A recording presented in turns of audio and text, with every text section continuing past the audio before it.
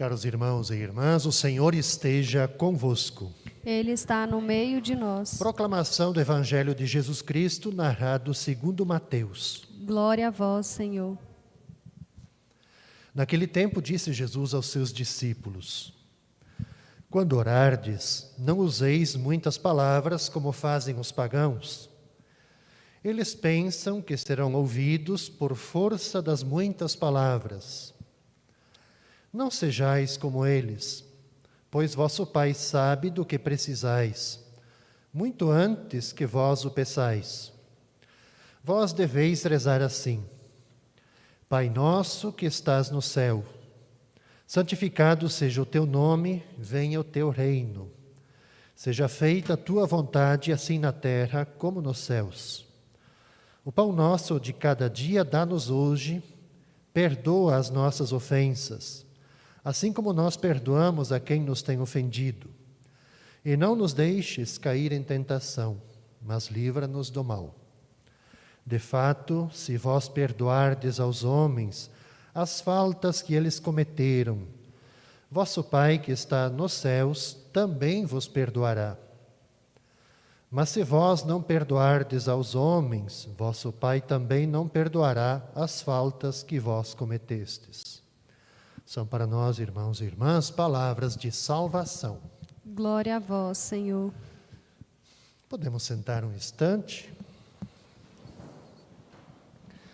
Eu queria partilhar com vocês, caros crismandos, pais, comunidade, quem nos acompanha também pela Web TV aqui do Santuário, dois pensamentos. Quer dizer, na verdade, um só, mas o primeiro é só mais um esclarecimento para a gente entender melhor, inclusive, esse trecho da segunda carta de Paulo aos Coríntios, esse capítulo 11.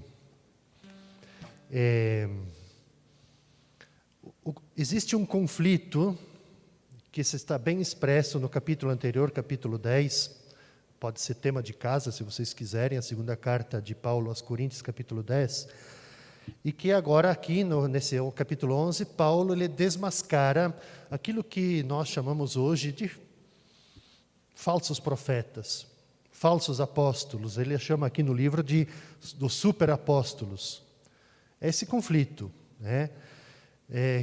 Desmascara porque eles se autodeclaram superapóstolos e ficam como que pregando outro evangelho, como que se fosse um outro Cristo. No lugar de orientar, desorientando a comunidade. Então há um choque estabelecido. O choque é o quê? Que esses que se autodeclaravam os superapóstolos, eles ficavam lá em Corinto, na comunidade, sussurrando contra Paulo, dizendo assim: esse cara não tem capacidade nenhuma, esse cara aí é muito simples, esse cara aí é muito bom com vocês. Porque esses que se autodeclaravam os superapóstolos, eles eram assim, rígidos, agressivos, duros com as pessoas. E eles diziam assim: Paulo até pode escrever as cartas bastante assim duro, pode ser até bastante enérgico nas cartas, mas quando Paulo está presente aqui com vocês, ele é muito fraco. Muito fraco. As palavras deles não cativam ninguém, ele é quase que uma pessoa desprezível. Se vocês olharem, isso está no capítulo 10, versículo 10, podem conferir lá. Né? Se é mentira, depois vocês podem me bater. Né? Mas para dizer que existe esse conflito entre aqueles que se declaram apóstolos, mas como falsos apóstolos, para assim, falar de um outro Cristo, de um outro evangelho que não o evangelho de Cristo. Isso se torna importante para nós, no contexto que nós vivemos hoje, no mundo que a gente vive hoje. É a pergunta muito direta para a gente: qual é o evangelho de fato que a gente ouve e segue? Né? Qual é a mensagem que a gente ouve e segue? Qual a mensagem que a gente ouve e segue, a gente dá como verdade absoluta para nós? Né? Então, o Paulo, no fundo, ele está orientando as pessoas lá da comunidade de Corinto, aqueles que recebem o Evangelho, sobre a necessidade mesmo de eles prestarem bastante atenção a essa mensagem recebida. Qual é que é a mensagem recebida? é o Evangelho, né? O Evangelho no sentido, a tradução, é uma boa notícia que está sendo trazida, ou é uma má notícia, ou é uma notícia não verdadeira? Né? Por que isso? Trazendo para o nosso contexto, também diante de tanta notícia, tanta mensagem, ou então tanto evangelho que a gente recebe, às vezes é muito fácil da nossa parte também nós nos afastarmos do caminho. Diante de tantas ofertas que a gente tem. Né? Então a gente pode ser persuadido muitas vezes a seguir um outro evangelho, que pode ser às vezes muito mais atraente, muito menos exigente, mas que não é o Evangelho de Jesus Cristo. Então, o Paulo, eu não vou aprofundar isso, Paulo simplesmente ele quer chamar atenção a isso. Qual é, de fato, a mensagem que a gente segue? Para nós, eu estava dizendo antes da missa que caiu direitinho o Evangelho de hoje com o que nós estamos celebrando aqui na comunidade, essa preparação para a celebração do sacramento do Crisma. Veja que na igreja primitiva, o Pai Nosso, que é o Evangelho de hoje, o Pai Nosso, ele fazia parte das coisas, vamos dizer, secretas da vida cristã. Não era assim, todo mundo blá, blá, blá, blá, blá, Pai Nosso, Pai Nosso. Isso era um momento solene em que aquele que iniciava o processo de iniciação à vida cristã, a catequese, ele recebia. Na véspera de ele receber o sacramento do batismo. Eles só recebiam na véspera. Então era tudo assim preparado como se fosse um momento solene, se criava uma grande expectativa ao redor disso. Então eles recebiam na vigília, quando também era explicado para eles o sentido da própria Eucaristia. Então aqueles que recebiam o Pai Nosso, guardavam isso como uma verdadeira relíquia. E ficavam numa grande ânsia à espera do momento em que, saindo da fonte batismal, não era a pia batismal como nós temos hoje, mas era quase que uma piscina onde que as pessoas entravam para serem batizadas. Quando saíam da fonte batismal, o que eles faziam? Rodeados pelos irmãos, por toda a comunidade, eles eram apresentados à igreja. Diz o ritual antigo, eles elevavam então as mãos ao céu, e aí eles poderiam, então, rezar pela primeira vez o Pai Nosso. Então, dando-se a conhecer a todos os que estavam presentes naquela celebração como filhos de Deus. Ora, eu faço essa introdução para nós hoje, por quê? Porque eu vejo que nós hoje, nosso século, dada a nossa correria, nós também, eu vejo que a gente tem banalizado bastante o Pai Nosso. Como que repetindo o Pai Nosso, muitas vezes maquinalmente, sem a gente ficar pensando no que de fato estamos a dizer na oração.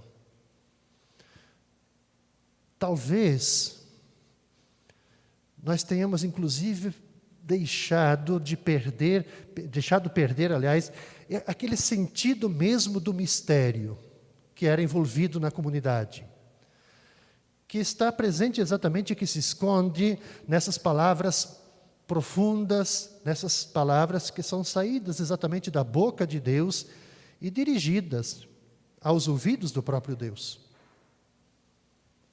Então merece da parte da gente uma reflexão.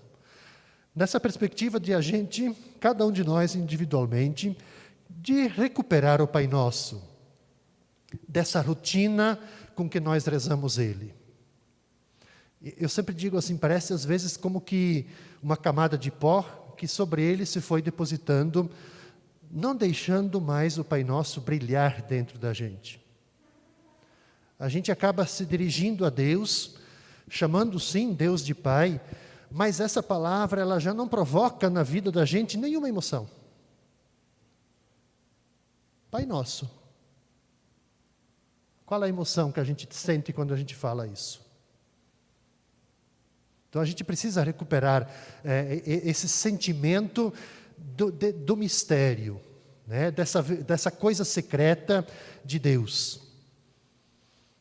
Então nós precisamos sim receber Ele novamente das mãos de Jesus, como quando os apóstolos no Evangelho de hoje, vendo Jesus rezar, pedem para Ele, ensina-nos a rezar.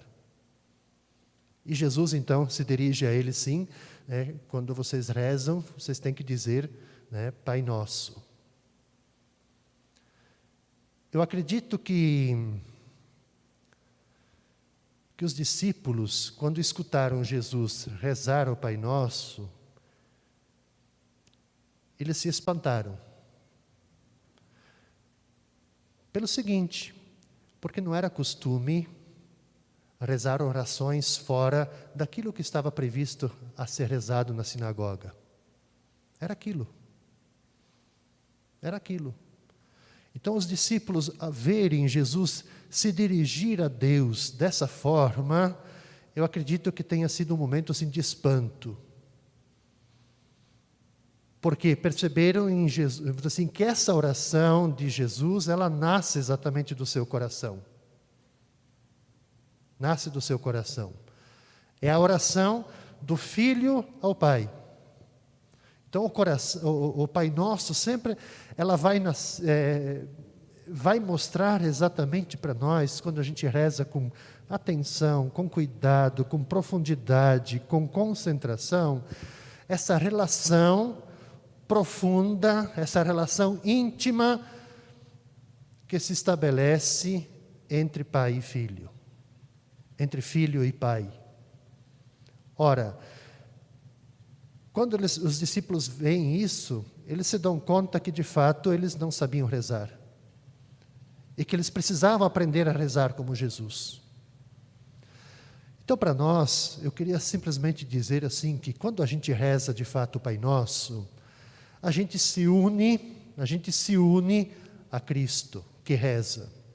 A gente se une aos sentimentos de Cristo, mas um sentimento de respeito pelo Pai. A gente se une à sua confiança a Deus. Mas, ao mesmo tempo, cada vez que a gente reza o Pai Nosso, a gente também se une, de certa maneira, ao atrevimento de Jesus a Deus, ao seu Pai. Jesus é bastante atrevido na oração do Pai Nosso. Não nos deixe faltar o pão. Perdoa os nossos pecados. Então, quando a gente presta atenção naquilo que a gente reza, a gente sente também a forma da qual Jesus, essa proximidade, essa relação profunda, atrevida, de emoção e ao mesmo tempo de perseverança que Ele tem nessa sua relação com o Pai. Eu gosto de dizer sempre que quando a gente reza o Pai Nosso, é como que se fosse uma onda, a gente pensa a onda do mar, né? Ela começa pequenininha, ela vai crescendo. A oração do Pai Nosso é a mesma coisa, é a onda de oração de Jesus, que se propaga ao longo de todos os séculos. Como vamos imaginar aqui, não um tsunami violento, devastador, mas como um pacífico tsunami, que ele vai engrossando, vai crescendo, vai se tornando cada vez maior, mais alto. Por que ele vai se tornando maior e mais alto? Porque ele recolhe todas as vozes de súplica, todos os nossos gritos, que nós elevamos aos céus. Esse é o sentido da nossa oração, a oração do Pai Nosso. E para finalizar, eu gostaria ainda de dizer essa grande semelhança que há entre o Pai Nosso e a Eucaristia. Veja que a Eucaristia, ela perpetua Jesus que se dá ao Pai pelas pessoas. Jesus que está no meio de nós, como aquele que serve a Eucaristia. No Pai Nosso, o que nós percebemos? Perpetua-se a presença de Jesus que reza. Jesus poderia dizer para nós assim, olha, estou no meio de vocês como aquele que reza. Aquele que sempre está aqui junto para interceder. Na Eucaristia, nós comungamos no corpo de Cristo. No Pai Nosso, a gente comunga na oração de Cristo. Veja a proximidade, veja a semelhança. Eu sempre digo assim, que o Pai Nosso é para nós, se a gente tem um pouquinho de preguiça, ou se a gente não tem condições, dado o nosso ritmo de trabalho, o Pai Nosso é o Evangelho abreviado. São Francisco de Assis, que é o nosso fundador, ele dizia assim, vocês não precisam rezar o breviário, todos aqueles salmos. Rezam durante o dia 10 Pai Nossos, porque isso é o Evangelho. Então, quando a gente tem dificuldade de ler o Evangelho, pelas nossas atividades, assim por diante, recordamos disso. Cada vez que a gente rezar o Pai Nosso, nós estamos rezando tudo aquilo que está no Evangelho. É o Evangelho abreviado.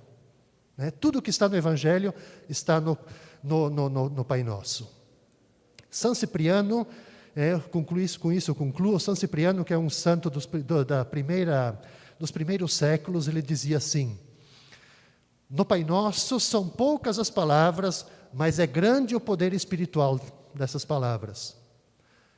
Não falta absolutamente nada nesta oração de súplica e de louvor, que forma uma verdadeira síntese de toda a doutrina celeste. Então, caros irmãos e irmãs, eu queria motivar assim para todos nós que nós possamos rezar o Pai Nosso sempre nesse pensamento, dessa nossa relação de filhos que se dirige ao Pai. Mas, acima de tudo, que nós procuremos lê-lo, rezá-lo, meditá-lo, desse modo, nessa perspectiva, de que no Evangelho, no Pai Nosso, está a síntese de todo o Evangelho anunciado, pregado e vivido por Jesus. Assim seja. Assim seja. Falei demais, né? Seguimos então com o ofertório.